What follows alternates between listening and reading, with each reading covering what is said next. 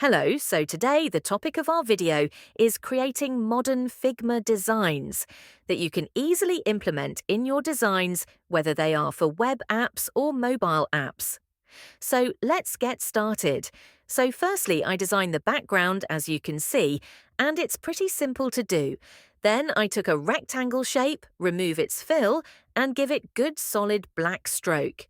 Then I simply add effects on it, that is the inner shadow effect. You have to adjust these effects horizontally or vertically, depending on your own choices.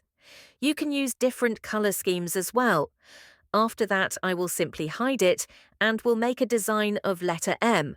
Then what I will do is go to my previous design and select its all effects and will hold Shift. After that, I will copy it and will paste it to my new letter M design. See how easy it is. Then you can adjust it according to your choice. Boom! Here you go.